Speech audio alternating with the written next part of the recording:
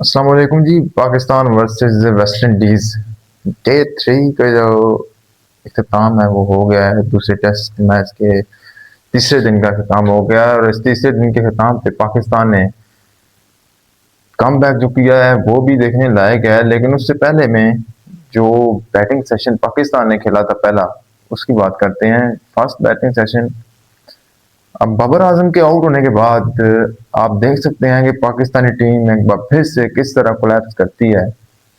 आगा देख लें, जीरो पे आउट हो रहे हैं भाई साहब। जो अवैध सफर है उनको देखें, छक्का मारने के चक्कर में आप डेब्यूटेंट है भाई साहब और छक्का मारने के चक्कर में आप आउट हो रहे हैं। उसके बाद जो आते हैं मोहम्मद रिजवान, वो उन्होंने थोड़ी सी पार्टनरशिप लगाने की कोशिश की है। उसके अलावा साजिद खान हैं, वो जो खेले हैं वो अब्दुल्ला शफीक के साथ खेले हैं। टी के सेशन तक जो सॉरी लंच था, लंच तक पाकिस्तानी टीम ऑलमोस्ट जो है वो जा रही थी। 333 पे 6 था, आई थिंक लंच पे 333 पे 6 था लंच पे। और लंच के बाद अगर आप देखें, एक एक ओवर में जो आखिरी ओवर करवाया वेरी कैन, उस पर 3 विकेट दी है पाकिस्तान ने। उबैद शाह, उसके बाद जो आप मोहम्मद अली हैं, और ये तीसरी विकेट जो थी वो थी इसकी साजिद खान। सॉरी, साजिद खान तो शमाल जदू की गेंद पे हुआ था और क्या था, ये दूसरे थे तीसरी विकेट जो उनकी गिरी थी। तो आप देखें कि एक एक ओवर में 3 3 विकेट जब आपकी गिरेंगी पाकिस्तान की, देन आपकी टीम की जो फैंस की एक्सपेक्टेशन है आपसे, वो तो उस तरह से नहीं रही फिर आपकी। तो बात ये है भाई साहब कि पाकिस्तान की टीम से जो है वो एक्सपेक्टेशंस करना, ये तो अब फैंस के लिए मजबूरी बन गया है। और वो फैंस तो इससे खुश नहीं है भाई साहब जिस तरह आप खेल रहे हैं। फिर आती है जनाब हमारी बॉलिंग, और जिस तरह से बॉलिंग की है, पहले तो फास्ट बॉलर्स लगाए लेकिन उनको जो कुट पड़ी थी वो आप देख रहे थे। बॉल अल्टीमेटली लो रह रहा था, जो स्पिन का था, जो स्पिनर्स का हमने देखा जिस तरह रिजवान आउट हुए थे, वो बॉल कितना लो रह रहा था। ये हमने देखा कि किस तरह से जो है वो गेम जो है वो टर्न किया वेस्ट इंडीज ने वेरिकन के जरिए से। तो वहीं पर समझ आता ये चाहिए था बाबर आजम को कि जो पिच है अभी वो उस तरह से नहीं बिहेव कर रही फास्ट बॉलर्स के लिए जितना वो स्पिनर्स के लिए मददगार है। तो जैसी बॉलिंग आती है हमारी, पहले तो हम 10 15 ओवर तो हमने ऐसे ही जाया कर दिया, हमने वो स्पिनर्स को लगा, फास्ट बॉलर्स को लगा के, क्योंकि दोनों गुड पा रही थी। बादशाह भी अच्छा करवाने की कोशिश कर रहे थे, इकोनॉमिकल थे दोनों, लेकिन शॉट्स आ रहे थे, विकेट्स नहीं आ रही थी, नॉट गेंद नहीं टर्न कर रही थी। तो जैसे ही अली उस्मान को लगाया जाता है, टर्न मिलना शुरू हो जाता है। उधर से साजिद खान, साजिद खान भाई क्या बात है आपकी, क्या बात है आपकी। जहां पे भी इस बंदे को आपने लगाया है, इसने परफॉर्म करके आपको दिखाया है। और चाहे वो पाकिस्तान हो, चाहे वो आउट कंट्री की कंडीशंस हो, श्रीलंका हो, यहाँ पे टर्न कर रही हो गेंद, वहां पे आप साजिद खान को लगा दीजिए। अभी तो नुमान नहीं थे, नुमान अगर होते हमारे साथ भाई तो पाकिस्तान के लिए ये मैच ना कोई इतना मुश्किल काम नहीं था, क्योंकि टर्न करना गेंद शुरू हुआ था। अभी वो लोग आ जाए जो ये बात कर रहे थे कि पाकिस्तान जो है उसने भाई साजिद दूसरा मोहम्मद अब्बास को क्यों ड्रॉप किया। भाई साहब अभी आप कंडीशंस अब आपको बता रही है कि उन्होंने ड्रॉप क्यों किया। उसकी वजह ये है कि जब आपकी कंडीशन जो है वो स्पिनर्स के लिए इतनी मददगार है, तो फास्ट बॉलर तो वहां पर कार ही कुछ नहीं है। दूसरी तरफ आप देखें वेस्ट इंडीज के फास्ट बॉलर्स को, वो विकेटें ले रहे हैं। अभी ये फास्ट बॉलर्स का कोई समझ नहीं आ रही पाकिस्तान के फास्ट बॉलर्स की कि क्यों नहीं विकेटें ले रहे, क्या वजह क्या है। उनके जो फास्ट बॉलर्स हैं वो किलियां उड़ाए जा रहे हैं और ये जनाब चौके पे चौका खाई जा रहे हैं। कुट तो उनको पड़ी है, कुट उनको पड़ी है। जो पहला सेशन रहा था कल, उसमें कुट पड़ी है उनको। लेकिन उसके बाद से क्या नाम है, सिटार हुई है गेम, वेरी कैन जो है बेहतरीन बॉलिंग की, एक्सीलेंट बॉलिंग की है, 6 विकेट उन्होंने हासिल की, 5 कर लिया है। अब्दुल्ला शफीक की अगर बात करें, द टर्म ऑफ पाकिस्तानी जो बैकबोन है अब्दुल्ला शफीक, उन्होंने जो है काफी तगड़ा परफॉर्म किया है। 160 पे वो नॉट आउट गए हैं और क्या तगड़ी उन्होंने इनिंग खेली है। जो टेल एंडर के साथ खेलते रहे हैं, ऊपर ऊपर से शुरू हुए हैं, और बाबर आजम के साथ पार्टनरशिप, अब्दुल्ला क्या नाम है, मोहम्मद रिजवान के साथ पार्टनरशिप, आगा सलमान के साथ वो जीरो पे आउट हो गए थे आगा सलमान।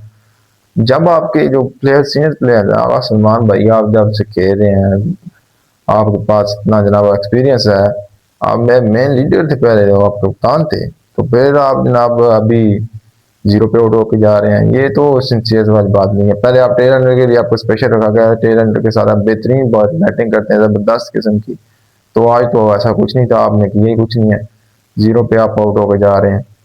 पाकिस्तान जो है वो इस वक्त ऐसी सिचुएशन में है कि अगर या तो कल पहले सेशन में ही आपको ज़्यादा विकेट चटकानी पड़ेगी, क्योंकि 103 पे 6 आउट हो चुके हैं वेस्ट इंडीज़ के। जो कम बैक किया साजिद खान ने माशाल्लाह से 4 विकेट हासिल की हैं, 2 जो हैं वो अली उस्मान ने हासिल की हैं।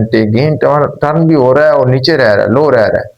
अब मुझे डर ये इस बात का है कि पाकिस्तान से बैटिंग होनी कोई नहीं, और अगर वेरिकेन ने ही इनको पकड़ लेना है, उसने ऐसा पकड़ना है कि ये इनसे बैटिंग ही नहीं होनी है, मुझे पता है। पहले सेशन में या तो ये इनका काम तमाम हो जाएगा। कल अगर पाकिस्तान अगर रोक लेता है 200 से नीचे अगर रहे तो फिर तो ठीक है, लीड अगर 200 से नीचे ले, लेकिन अगर वेस्ट इंडीज ने 200 से ऊपर लीड ले ली तो फिर भाई साहब आपका काम तमाम होने वाला है, क्योंकि आपके पास वो बैटर्स नहीं है कि वो आपको 200 चेज करके दें। पिछली बार भी टारगेट 211 था, लेकिन अकेला बंदा बाबर आजम खड़ा रहा है और टर्न गेंद हो रही थी और उसके साथ कोई बंदा नहीं खड़ा रहा। अब ये लोग कह रहे थे कि यार जो टेल अंडर है उनको सिंगल लेके दे रहा है या इस तरह की कोई बातें हो रही हैं। तो भाई साहब आप जब खेल रहे हो तो दूसरी तरफ से जो बंदा खेल रहा है उसको क्या खेलना नहीं है? जो भी बैट्समैन उनके साथ टेल अंडर जब तक खड़े रहे हैं तो टेल अंडर ने गेंदें खेलनी है। अभी ये जो पहली इनिंग हमारी गुजरी है इसी मैच की, उसमें आप देखेंगे आखिरी ओवर में 3 विकेट दे गए, टेल अंडर तो रुका ही नहीं है एक सेकंड भी। कोई इनसाइड एज हो रही है, कोई आउटसाइड एज होकर कैच दे रहे हैं, कोई जनाब उधर से सीधी जाकर स्टंप पे लग रही है गेंद, समझ नहीं आ रही किस तरह नीचे रह रही है, किस तरह बाउंस तो हो रहा है नहीं हो रहा। टेल अंडर तो उनसे एक्सपेक्टेशन हमारी नहीं, जब एक्सपेक्टेशन हमारी है ही नहीं उनके साथ। जब आपका टॉप ऑर्डर ही आपके लिए कुछ नहीं कर रहा, जब आपका टॉप ऑर्डर ऐसा है कि वो भी 0 पे आउट होकर जा रहे हैं सारे, चाहे वो आगा हो, चाहे वो जो अवैस जफर हो, या आपके ऊपर से इमाम हो 14 रन बना के आउट होकर इमाम। तो जब आपका टॉप ऑर्डर ही कुछ नहीं कर रहा तो मिडिल ऑर्डर जो है टेल अंडर उसने क्या करना है? ये तो खुशकिस्मती आप समझ लें कि बाबर आजम ने 88 रन बना दिए। अगर अब्दुल्ला अकेले खड़ा रहता 160 रन तो उसके अब्दुल्ला शफीक के आपके आधे पूरी टीम के, और उससे 88 तो आप बाबर आजम के। इन दोनों के स्कोर आप निकाल दें, पीछे टीम ने तो कुछ भी नहीं किया। 2 बंदों के स्कोर हैं, एक आप अजान अवैस के चलो दे सकते हैं कि उन्होंने 55 रन बनाए, बाकी आपके देखें किसी ने भी जानते नहीं, कुछ 14 बनाए हैं उसने, इमाम ने 18 बनाए हैं, रिजवान ने, और नीचे जो है वो भी किसी ने खासा सिवाय साजिद खान के उन्होंने 30 रन बनाए हैं। बाकी 2 तो 0 पे आपके, 3 0 पे आपका आउट हो गया, आगा हो गया, उबैद शाह हो गया, और नीचे जो है एक और वो भी 0 पे आउट हो गया है, अली मोहम्मद अली जो है। तो इस तरह की अगर आप बैटिंग करेंगे तो फिर तो आपके लिए मुश्किल हो जाएगा टैक्स पे, क्योंकि अगर ये बंदे भी अगर आधी आधी भी 30-30 रन भी बना देते तो अब मैच की लीड जो है वो तकरीबन 150 के ऊपर होनी थी। और यहाँ पे जो 100-150 जो है लीड के ऊपर बैटिंग करना, बॉलिंग करना जो है हमारे लिए आसान हो जाता था, और हम जल्दी ही वेस्ट इंडीज को रोक सकते थे। अभी हमें देखना यह है कि कल पहले सेशन में साजिद खान या अली उस्मान वगैरह किस तरह की बॉलिंग करते हैं।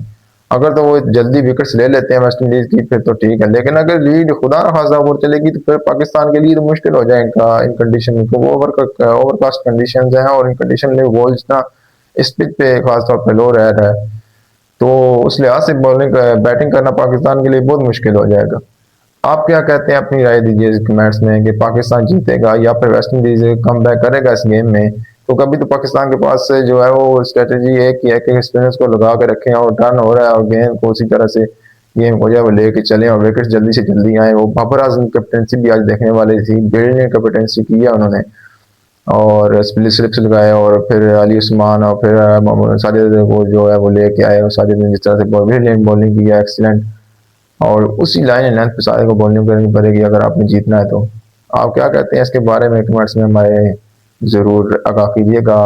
मिलते हैं अगली वीडियो में, तब तक के लिए अल्लाह हाफ़िज़।